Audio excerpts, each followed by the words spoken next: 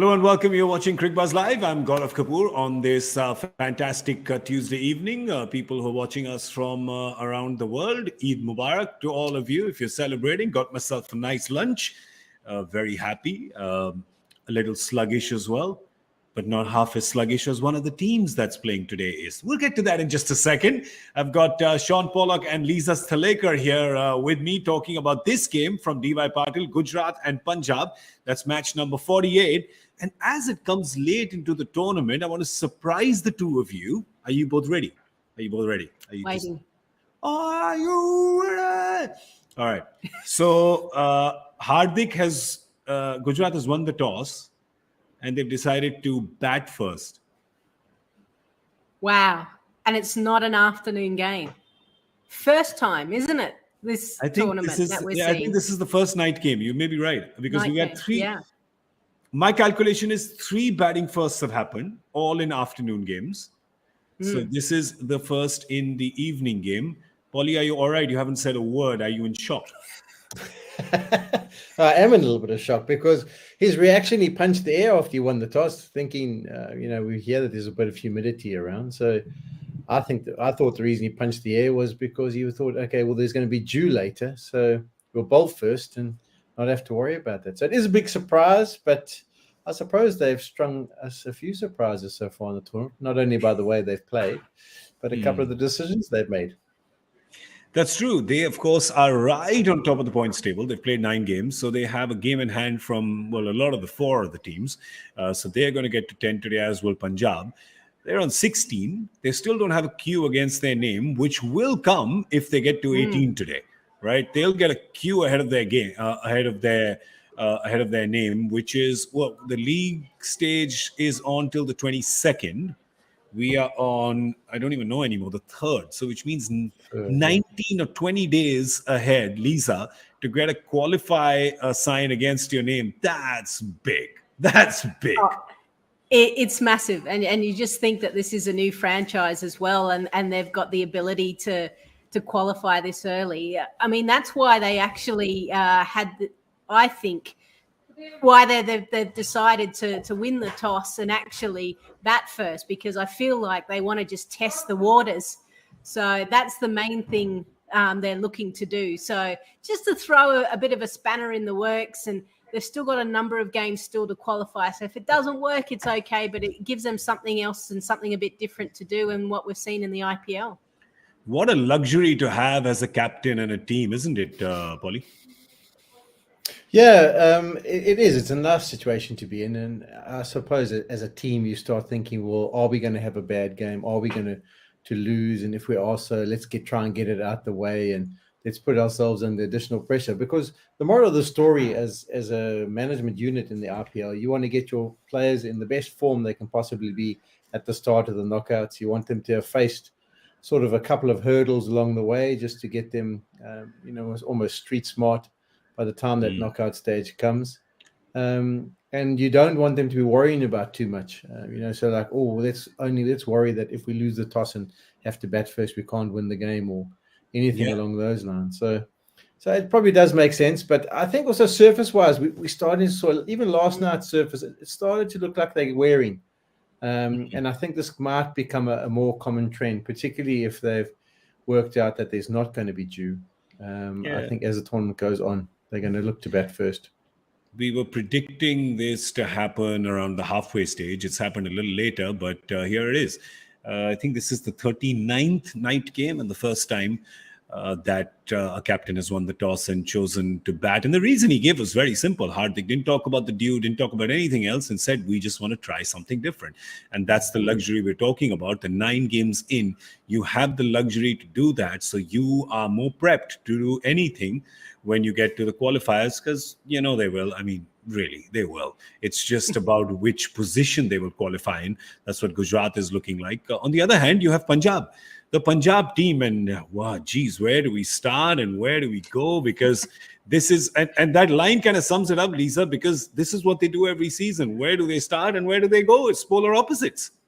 Yeah, sometimes they start poorly and then they manage to get it together in previous years, whereas this year they came out of the blocks hard and everyone thought, wow, what a dynamic group of players. They've got this brand that they're playing cricket, and then all of a sudden the wheels start to come off. And, even when you think of the last time these two teams met and Rahul Tewatia managed to hit those 2 sixes right at the end, you thought, oh, this is a little bit like the story of Punjab, things just not going their way and losing the close one. So, yeah, it's been a tough road for them. Yeah. Polly, what happens to a team? You've captained so much, and obviously all teams go through a cycle. You sometimes win the ones you thought you're going to lose, and sometimes you lose the ones you thought you were going to win. What happens when the team is stuck in a rut of the latter, where you get the games close, but you lose? What happens to the mindset of a team in crunch situations? Because this will also answer the question for us for Gujarat, who are the polar opposite. Yeah, I think in both situations, when you're playing well, you almost look around the team and think, well, who's going to come to the party here? Because we're in a tight situation. There's going to be someone who's going to step up and get us back into the advantage in the game. But when you're losing, you start to read it into different things and how the results are going to go. So they have been a little bit hit and miss, win one, lose a couple. They've changed their game plan. They're not too sure how they do or don't want to play anymore. It tends to suggest that maybe there's a few points of, with regards to opinions, differing opinions about what should or shouldn't be done. But I think it all goes down to the captain. I mean, at the end of the day, the captain's out there making the calls. But the captain also needs to get his runs. And if he does that, it settles absolutely everything down. He hasn't been in great touch, Mayank. And if he gets that right, there's his stats, 8 innings, 161, average of 20, strike rate of under 130, compared to 2 years previously when him and Rahul were so brilliant at the top of the order. Yeah. So if he just gets it right, you end up winning more games. You end up being more settled in your approach. And as a captain, you feel more comfortable about everything that's on the go. So I think that's where that needs to start for them. Lisa, the thing is that he's pretty much half of what he's been in previous seasons, right? What do you put this down to? Because he seems to have more batters than they did. So as an opener, purely as an opener, he seems to have more cushion because they're more heavy hitters than they were last season, where you thought after 4, the batting just fell off a cliff, right? Here, they seem to have it till 6, some days 7. And he's got solidity on the other side. His opening partner, Shikhar Dhawan, who's been, reasonably solid. So it's not like he's losing his wicket real quick. What does Mayank need to unlock? Is this just the weight of captaincy then? I think it's the weight of captaincy and also a bit of bad luck. I mean, you look at some of his innings and he's actually struck the ball really nicely, and he's been able to find the boundary early on, but then, the short ball outside off stump, he manages to find point, or just different ways of finding and getting himself out. So a number of players, when you talk to them at T20 cricket, if you're opening the batting, sometimes you need a little bit of luck to go your way, and then you're away. So it's not like he's scratching around for his runs. I still think that he's timing the ball nicely. And then also the captaincy adds a bit more extra commitments off the field. You feel like you have to maybe bat a little bit better or bowl a little bit better than what you would if you were just a player. Sometimes you're trying to catch up for the rest of the team. But like you said, they've got some great batting depth, so it's not like he needs to focus on that. Yeah, but I think it's just a bit of bad luck and maybe the captaincy. I think you got to think, because this is what we were talking about this with Rahul last year, right? You were saying with Punjab, you feel like the captaincy is weighing heavy on him and he's getting the runs, but the team's not winning. You've got Rahul who's gone to a team who's getting the runs and his team is winning. And then you have the curse of Punjab captaincy almost. You've got to think that's what it is. I mean, yeah, it sounds funny, but think about the number of captains they've had and the dip of form each one has when, like, heavy lies the head that wears the crown. I suppose you could look at it from that. So I was just trying to rattle my brain as to the guys. I mean, KL Rahul still continued to get good runs. I'm just thinking David Miller was captain for 1 year. Things didn't go. Yuvraj Singh is captain this team. Then George Bailey, Sangakkara, George Bailey. Then Virender Sehwag also captain for Ashwin. Yeah, they have an all-stars 11 as captain. We're missing a few as well. Is that what happens? Is that Polly? Does that happen as well? Do you get a little? Is you constantly looking over your shoulder when a job just changes hands so many times? The thing is that if you actually look at it, a lot of those guys often don't captain their teams on a full-term basis, and it's a different dilemma. It's a completely different mindset, and the ability to be calm. Even someone like a George Bailey, he comes in. It's a different kettle of fish to captaining your state side and then coming to the RPL. It's people you don't know. I mean, I can remember when I took over captaincy in Mumbai for 4 or 5 games while Sachin and them were injured. I mean, we didn't even know some of the young guys. It was especially when new team players come in, you're like, well, what role is he going to play? How does he play? You just go on what you get told. So it can be challenging, and then if things aren't settled in your own game, that can sort of permeate over to the rest of the team. But we wouldn't want to think it's a curse. We just think maybe they're just not comfortable with it. It's a sweet, sweet knife. It's a sweet knife. You think it's sweet, but it's a knife. It makes you bleed. All right, let's have a look at the Gujarat team that's been making everybody else bleed. Yeah, they've got 8 out of 9 now. That's 16 points for them. And they, of course, have gone in unchanged because Lisa, why fix it if it ain't broke? Yeah, no, if you're winning games, and even if some players aren't performing well, if you're still winning, sometimes you don't want to upset the apple cart, do you? You want to keep the same core group together. I mean, Shubman Gill is a prime example. I think 80 odd runs in the last 6 innings, a strike rate under 100 as well, which doesn't bode well. But he is the future. There's almost probably an investment in him that he's going to come good. He's given us chances, and he's given us instances where he's actually played out of his skin. It's just things aren't going his way at the moment. So they'll keep him going, and whilst they're winning, why, like you said, why change? But I think the interesting one is Pradeep Sangwan. He holds his position. I mean, Dayal was injured, but his performance was brilliant. He's 2 for 24. He bowled some good stuff. He's still the left arm option. So we heard that Dayal might be good to go. But it's quite an easy sell, isn't it? As a team management, you sort of say to him, well, that niggle of yours, let's just give it just one more game. One more game for you to rest. Because Sangwan's gone okay. And listen, the two of you have been 21. The two of you have been 21. If somebody told you to sit out one game at 21, would the two of you do it? Nah. No. Exactly. But this is where management can sell it. Little arm twisting, just a little bit, just a little. Yeah, but Sangwan was impressive. He was. You go to the physio, you say to him, listen, just tell him that he just needs a few more days recovery. Are we getting some team secrets here? Oh, no, we're not. We've said too much. Okay. Let's talk about Pradeep Sangwan, though, because, Paulie, I want to get you in on this. 2008, he's been around since then, right? He was number 1 pick in the draft and number 2 pick in the draft was Virat Kohli. So he's been around for a while. And just that first over that he bowled the other day, everybody's thinking, is he rusty? He's not played in a few years. He got some decent shape, didn't he? Yeah, I think that's what he brings to the equation more than Dayal is the ability to shape it a little bit more. And particularly when you get that newish ball and you've got that opportunity to make your skills be shown and make a play. It's never easy, is it? Especially when you've sat out, it's probably a chance where he gets to the mindset of, well, it's a bit of a last chance saloon. So, just got to back myself, go out there, feel confident about it and see what I can do. So he'll be happy that he's getting a second go at it. And it's interesting to see how he gets on today because, obviously that opposition at the top of their order can ask some questions. Yeah, at least I've been very impressed by, I have to say, David Miller and Rahul Tewatia, because these are easily 2 figures where it's like a redemption for them, right? They were always criticized. They were called overrated at some point in time.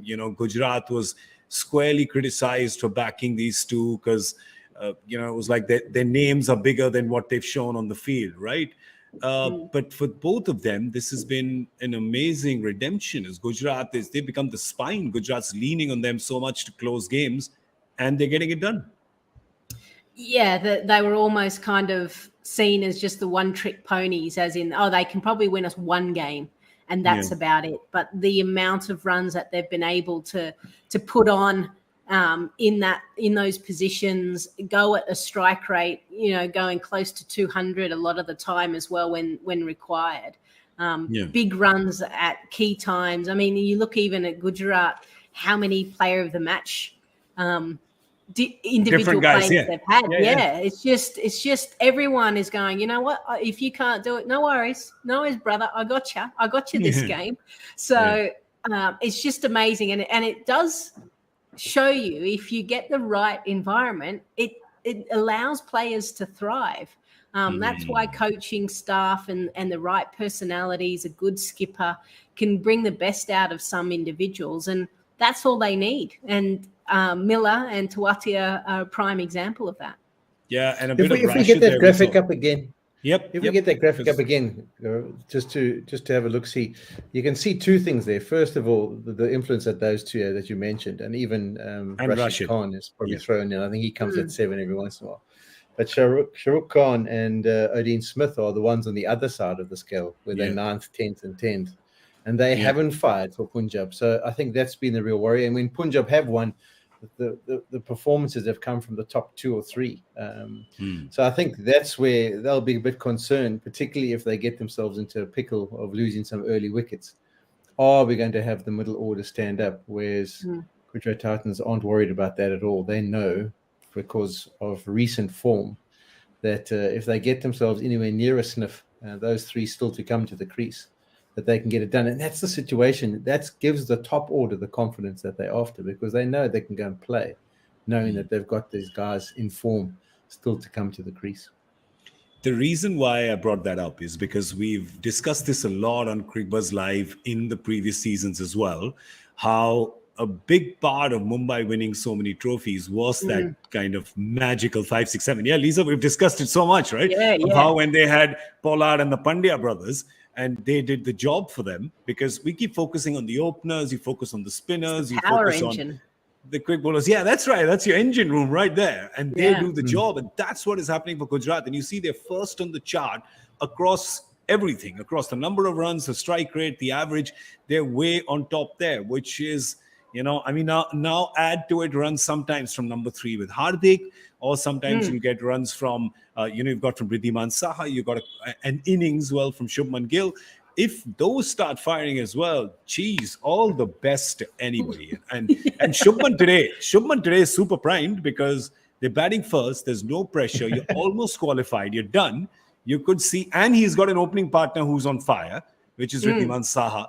Today really could be the day of Gill. But Paulie brought up a very good point of Shahrukh Khan, right, on the other side. And Punjab was really banking on Shahrukh. He was, a player that they bought back in the auction, and they bought him for a fair sum. It's very aggressive. They went after him. They were really backing him.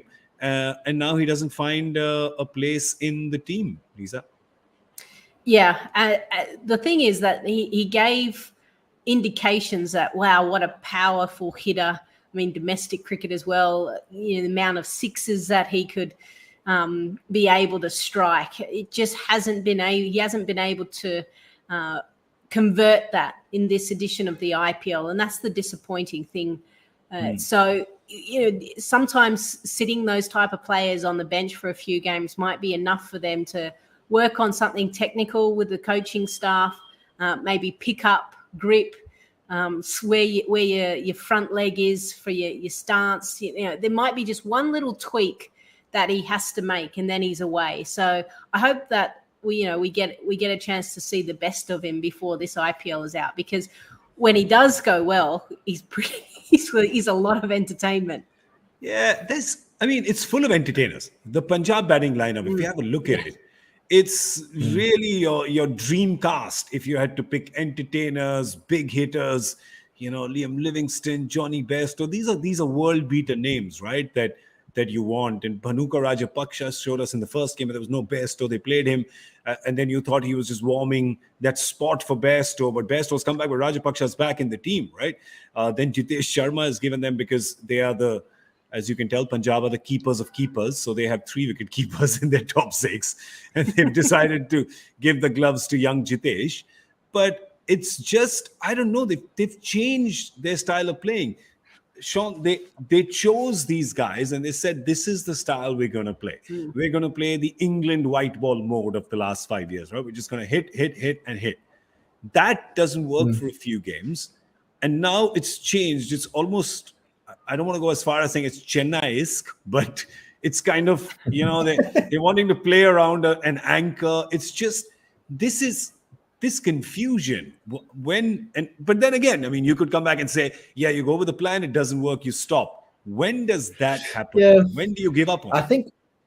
I think the key is that when you're trying to go with a certain game plan, I think you have to have the personnel who can follow through in it. And we've seen England, I mean, they've got a massive batting lineup. They've got guys who can strike the ball really well, and they can play that game plan. But when you've got Dean Smith and Shahrukh Khan with the two, that they were in many ways banking on the middle order to come out and smash it. I mean, are they tried and tested enough to be banking a whole game plan around them?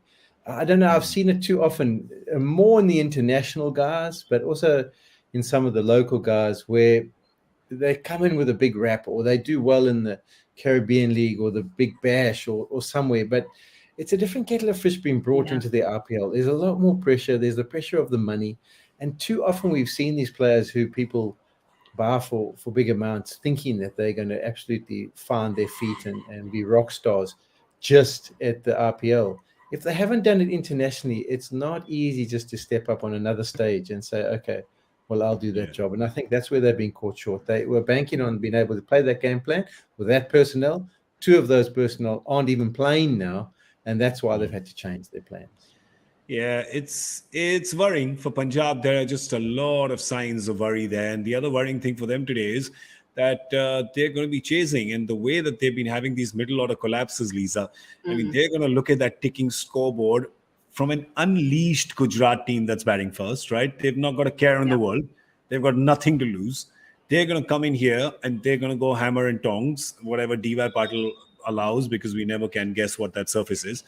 But Punjab's going to be looking at the ticking scoreboard, and their mental battle is going to be against their own perception of their batting, isn't it?